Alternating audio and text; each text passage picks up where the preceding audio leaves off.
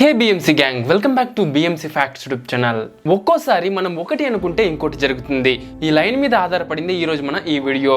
Friends, చాలా పెద్ద పెద్ద కంపెనీలు కొన్ని దశాబ్దాల నుంచి మనం ప్రతిరోజు ఉపయోగించి ఎన్నో రకాల వస్తువుల్ని తయారు చేస్తూ వస్తున్నాయి. ఆ వస్తువులను ఆ కంపెనీ వారు ఎలా తయారు చేస్తున్నారు అన్న ఆలోచన మీకు ఎప్పుడైనా వచ్చిందా?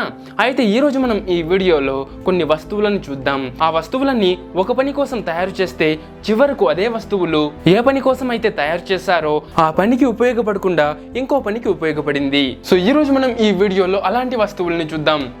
నంబర్ 1, సెల్యూకాటన్. మొదటి ప్రపంచ యుద్ధ సమయంలో గాయపడిన సైనికుల గాయానికి మలంతో కట్టుకట్టేవారు. దాంతో కింబెర్లీ క్లార్క్ అనే ఒక కంపెనీ ఒక కొత్త రకమైన మెటీరియల్ తయారు చేసింది. దానిని ప్లాంట్ ఫైబర్ తో తయారు చేశారు. ఈ కాటన్ స్పెషాలిటీ ఏంటంటే త్వరగా రక్తాన్ని పీల్చేస్తుంది, అలానే చాలా తేలికగాను చాలా సురక్షితంగాను ఉంటుంది. ఈ సెల్యూకాటన్ తో యుద్ధంలో గాయపడిన సైనికుల కోసం బ్యాండేజ్లను తయారు చేసేవారు. అయితే ఎప్పుడైతే యుద్ధం ముగిసిందో అప్పుడు ఆ కంపెనీ దగ్గర ఉన్న సెల్యూకాటన్ మొత్తం మిగిలిపోయింది. ఇక తర్వాత ఆ కాటన్ ను ఏం చేయాలో ఆ కంపెనీకి అర్థం కాలేదు. అయితే మిగిలిపోయిన ఆ సెల్యూకాటన్ ని మహిళల శానిటరీ ప్యాడ్స్ ను తయారు చేయడానికి ఉపయోగించారు. అవి కొటెక్స్ అనే పేరుతో మార్కెట్ లో విడుదలయ్యాయి. దీంతో ఆ టైంలో ఆ కంపెనీ చాలా ఫేమస్ అయిపోయింది. 1921 తర్వాత దీని మార్కెటింగ్ ఇంకా బాగా అభివృద్ధి చెందింది. యుద్ధంలో గాయపడిన సైనికుల కోసం తయారు చేసిన ఈ ప్రోడక్ట్ ఇప్పుడు మహిళలకు ఎంతగానో ఉపయోగపడుతుంది. Number 2, Coca Cola. Cool drink పేరు వినగానే మన మెదడులోకి ఫస్ట్ వచ్చేది కోకా కోలానే, ఎందుకంటే ఇది అంత ఫేమస్. దీన్ని 1880s లో జాన్ పెంబర్టన్ అనే వ్యక్తి తయారు చేశాడు. అతను దీన్ని మార్ఫిన్ కి బదులుగా ఉపయోగించడానికి తయారు చేశాడు. మార్ఫిన్ లో నొప్పిని తగ్గించే గుణం ఉంది. అయితే అప్పట్లో ఈ కోకా కోలాని తలనొప్పికి, యాంగ్జైటీకి ట్రీట్మెంట్ గా ఉపయోగించేవారు. ఇక కోకా కోలా వచ్చిన తర్వాత ప్రజలు మార్ఫిన్ ని వాడటం తగ్గించారు. కోకా కోలా యొక్క పేరు మొదట్లో ఫ్రెంచ్ వైన్ కోకా అని ఉండేది. అయితే మొదట్లో దీంట్లో ఎక్స్ట్రా కిక్ కోసం కోకా లీవ్స్ ని కూడా యూస్ చేసేవారు. ఆ టైంలో కోకా కోలాలో మత్తు పదార్థం ఉండటం వల్ల చాలా మంది దాన్ని మత్తు పానీయంగా సేవించేవారు. కొన్ని సంవత్సరాల తర్వాత గవర్నమెంట్ ఆదేశాల మేరకు జాన్ ఈ డ్రింక్ యొక్క పేరు నుంచి వైన్ ను తొలగించాడు. తర్వాత దాని పేరు కోకా కోలాగా మార్చి ఒక సోడా రూపంలో దాన్ని లాంచ్ చేశారు. కానీ ఆ డ్రింక్ లో కోకా లీవ్స్ ని ఇంకా కలుపుతూనే ఉన్నారు. ఇక 1897 లో కోకా లీవ్స్ ను కూడా పూర్తిగా నిషేధించారు. తర్వాత అది ఒక సాఫ్ట్ డ్రింక్ గా తయారై మార్కెట్ లో అమ్ముడవుతోంది. ఇప్పటికీ మనకు మార్కెట్ లో కనిపిస్తూనే ఉంది. ఈ డ్రింక్ మార్కెట్ లోకి రావడం వెనుక ఇంత పెద్ద హిస్టరీ ఉందని మీరెప్పుడైనా అనుకున్నారా? Number 3, bubble wrap. ఈ బబుల్ వ్రాప్ గురించి మీ అందరికీ తెలిసే ఉంటుంది. దీన్ని ప్రతి ఒక్కరూ ఏదో ఒక ప్యాకింగ్ లో చూసే ఉంటారు. నిజానికి దీన్ని వస్తువుల సేఫ్టీ కోసం తయారు చేసింది కాదు. ఫస్ట్ దీన్ని వేరే అవసరాల కోసం తయారు చేశారు. 1951 లో ఆల్ఫ్రెడ్ ఫీల్డింగ్ అండ్ మార్క్ చావెన్స్ అనే ఇద్దరు ఇంజనీర్స్ ఉండేవారు. వాళ్ళు దీన్ని గోడలపై వాల్ పేపర్ లా డిజైన్ చేయడానికి తయారు చేశారు. కానీ ఆ టైంలో వారికి లక్ కలిసి రాలేదు. ఈ ఐడియా వాళ్ళకు ఏ విధంగానూ ఉపయోగపడలేదు. తర్వాత వాళ్ళు ఇంకొక మార్గాన్ని ఎంచుకున్నారు. ఇక వాటిని గ్రీన్ హౌసెస్ ఇంకా కిటికీలను ఎండ నుంచి కాపాడడానికి ఉపయోగించారు. అక్కడ కూడా వారికి అదృష్టం అంతగా పనిచేయలేదు. కానీ వాళ్ళు ఓటమిని ఒప్పుకోలేదు. దాని తర్వాత 1957 లో వీటిని ప్యాకేజ్ చేసే వస్తువుల సేఫ్టీ కోసం ఉపయోగించారు. దాన్ని బబుల్ వ్రాప్ పేరుతో లాంచ్ చేశారు. ఆ రోజు నుంచి వారికి అదృష్టం కలిసి వచ్చింది. అప్పటి నుంచి చాలా పెద్ద పెద్ద కంపెనీస్ వీటిని ఉపయోగించడం స్టార్ట్ చేశాయి.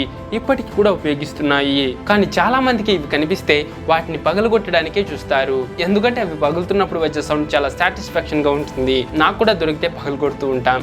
Number 4, Vaseline petroleum jelly. Vaseline petroleum jelly గురించి మీకు తెలిసే ఉంటుంది. ఇది చర్మాన్ని పగుళ్ళ నుంచి కాపాడుతుంది, అలానే చర్మాన్ని చాలా తాజాగా ఉంచుతుంది. కానీ దీని చరిత్ర మాత్రం చాలా విచిత్రంగా ఉంటుంది.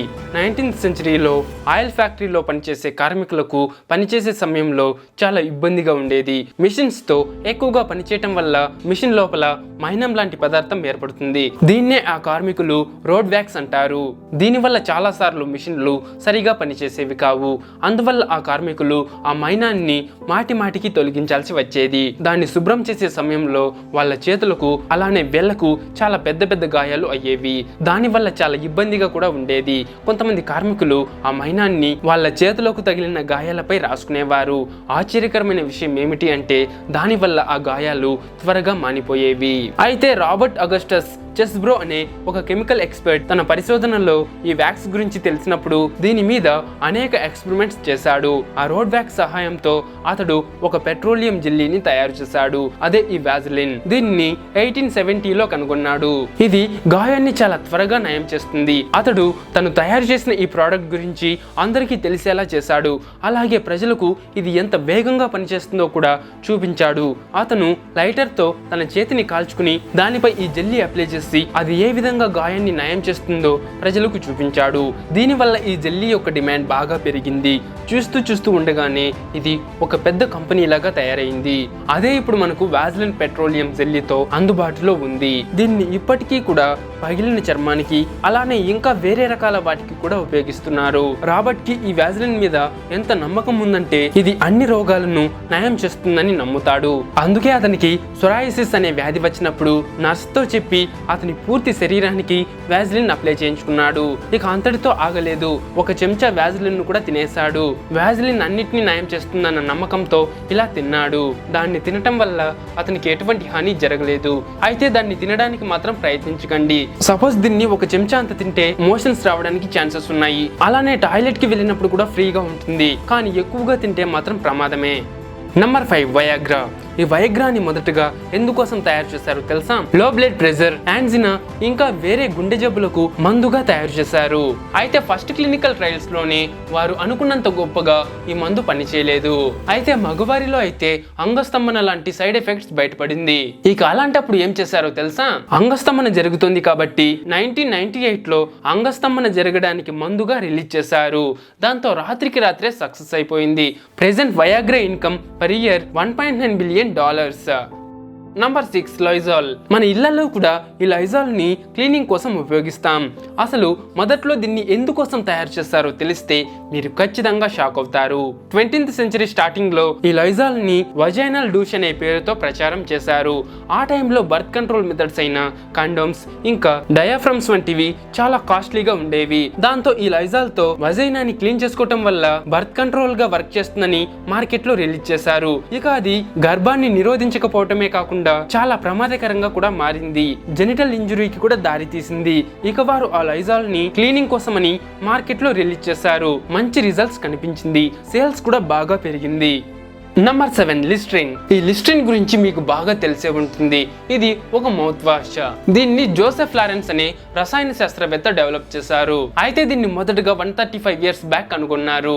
అది కూడా మొదట్లో ఎందుకోసం తయారు చేశారో తెలుసా? సర్జరీ చేశాక ఆ ప్లేస్ సెప్టిక్ కాకుండా ఉండేందుకు దీన్ని ఉపయోగించేవారు. అలానే గొనేరియా అనే వ్యాధికి కూడా ఉపయోగించేవారు. అయితే ఇది అంత పెద్దగా క్లిక్ అవ్వలేదు. తర్వాత ఫ్లోర్ క్లీనింగ్ పేరుతో మార్కెట్ లో రిలీజ్ చేశారు. అది కూడా అంత పెద్దగా సక్సెస్ అవ్వలేదు. తర్వాత దీన్ని చెమటతో ఉన్న పాదాలకు అలానే వేళ్ల మధ్యలో ఏర్పడే గాయాలకు వాడొచ్చని మార్కెటింగ్ చేశారు. అది కూడా అంత పెద్దగా ఏమీ సక్సెస్ అవ్వలేదు. ఇక మళ్ళీ 20th సెంచరీ స్టార్టింగ్ లో జలుబుకు చుండ్రుకు వాడొచ్చని మార్కెట్ లో రిలీజ్ చేశారు. ఇక్కడ కూడా సేమ్ రిజల్ట్సే. వారు చెప్పినవి ఏది బెటర్ రిజల్ట్స్ ఇవ్వలేకపోయింది. అయినా కూడా వాళ్ళు ఆగలేదు. ఓటమిని అస్సలు ఒప్పుకోలేదు. ఇక చివరగా 1920లో నోటి దుర్వాసన కలిగించే బ్యాక్టీరియాను చంపే మౌత్ వాష్ గా రిలీజ్ చేశారు. ఇక ఇప్పుడు ఇది బెటర్ రిజల్ట్స్ ఇచ్చింది. సేల్స్ కూడా బాగా పెరిగింది. చూసారా ఈ లిస్ట్రిన్ దేంతో తయారై దేంతో ముగిసిందో? అందుకే అంటారు సక్సెస్ అయ్యేంత వరకు ఎక్కడ ఆగకూడదు అని. ఓకే ఫ్రెండ్స్, చూసారు కదా ఈ వీడియో కనుక మీకు నచ్చితే ఖచ్చితంగా లైక్ చేయండి.